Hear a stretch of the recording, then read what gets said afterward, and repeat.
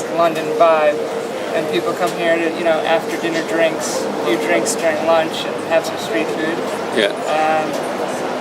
I think it's a great space, and if more people were aware of it, it could have a lot more potential. I would come and hang out here if I wasn't working. Yeah. People had heard there was a lot of good hidden art here. Yeah. And this is a hinterland in Old Street. Yeah. There's not a lot of places in this area where you can sit outside. Yeah. And I think that was a big attraction as well. People love the music. People like here. Yeah. There's art. It's very nice. You still get city crowd, but generally there's an arty feel, which is pretty good. It's nice that there's DJ music as well. I think that because it's slightly enclosed, it's almost like an outside club or bar. Once it starts going, there's normally lots of live music, bands or DJs here, so it's a really good vibe. And I think the artwork everyone likes, it's really trendy artwork. It's definitely cultural.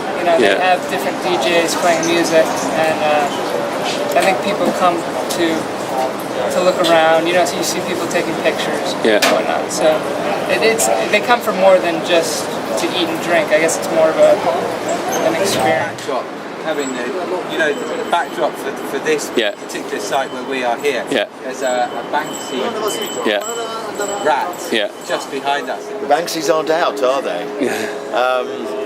Too much money. Would have cost us too much to get them out.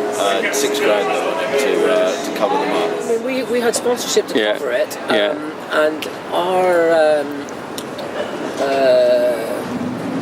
our lease. We had a conditional on being able to expose the Banksies, but the landlord's management agents got cold feet about our methodology. Well, there's tours, and they all talk about this Banksy rat that's behind us that you can't see. You can look at them, but you have to climb and stand underneath the hoarding with the rats. It got to the stage we were 5 weeks into trading, and they wanted us to go back with another plan. And we just thought, it's going to be. We'll be getting it exposed the week before we closed, so it was something we had to shelve. Well, part of it is to do with the fact that we're allied with the gallery next door, so there's a heavy art base to it, which is organically grown. As they've done exhibitions next door, we've had the artists come in here. As you can see, they've added lots of artwork themselves. And in that way, it changes it slightly. It softens it, really. It's not just about lunchtime food. Although for the traders, that they might say they're much busier at lunchtime often. The art actually is good because it's meant we're in more press than we would be otherwise. It's not just specialist press. We've ended up in some sort of strange fun. I mean, with office workers, they like to chop and change.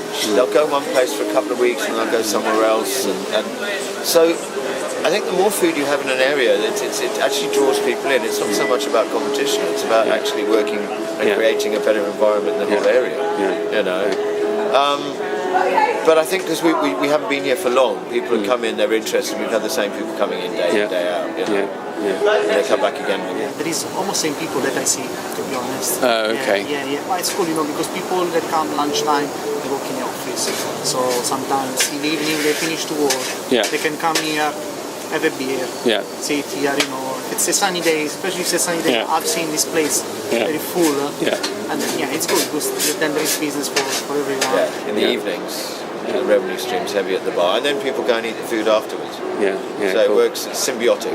Whether it was the wettest June on record, the wettest July, the coldest August.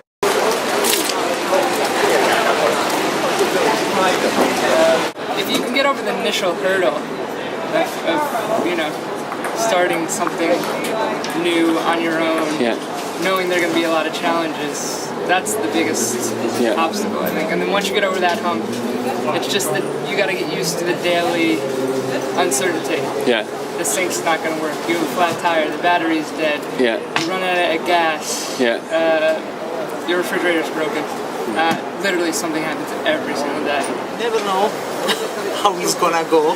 Because for me, I never know how much food I have to prepare. It's not really a career path for someone that's overly anxious. At the beginning, I was just doing this as a part-time job to see how it could go, and then yeah, I found that I could start doing this as full-time job. That's the best thing about street food. You've got, 10 different food traders and 10 different sorts of characters. But this sort of common traits, I guess, would just be resilient, a lefty, a love for food, and you have to be willing to want to socialize with the public because there's no restaurant to hide behind.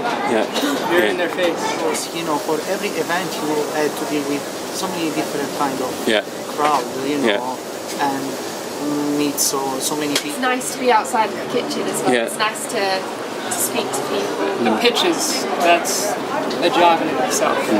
That's where you have to be a little savvy and be persistent. It's almost like applying for jobs. Every week you send the same emails out to the same group of markets being like, is anything available? So you have to be resilient. See, with the music, the DJs, the bar, and proximity to the city. And we decided that was our target. And from then on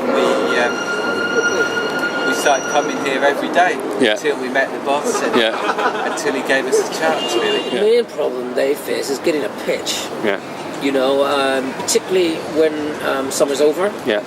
Festivals are over and all the big traders who've been doing all the festivals and big shows, they start to come back into the scene again. Private events is also quite strong. I think this is going to be our biggest thing for the winter because we're coming to the end. As you can see, it's raining at the moment. So I think to do private events or Christmas parties will be a big. The project is a success. We wanted to transform an abandoned space into a beautiful public space. We think we've achieved that. We've enhanced the area. We've offered a counterpoint for the office workers and the people who live here to the usual sandwich shops. And, we put a bit of colour into the place. Pure street food thing. I'm a big fan. I've been using them for years, but I don't really want to paint myself into a corner with that. So, which is why we've brought people like Date Foucault here, established restaurants, and Mark Hicks. I'm not a purist about anything really. Well, basically last year Mark was at a big festival. He came up with the fish dog idea, and I think he thought it'd be a really great idea to bring it to the street permanently. So we're doing that as a permanent thing. Most of the big traders in 5 years' time should have restaurants, really. Otherwise, what are they doing? If you're gonna do this, do it. Don't use frozen food.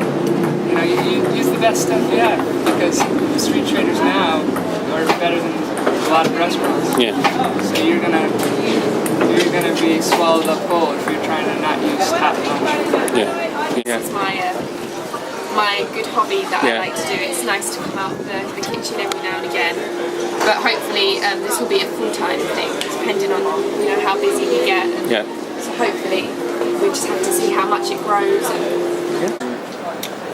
Clubbing. The Acid House explosion of 20 years ago. I was part of that, and there are very, very similar parallels to be drawn from where the industry is. It's in its infancy, and I think it's going to get bigger and bigger and bigger. I was a lawyer in the States. Oh, right. So it doesn't compare.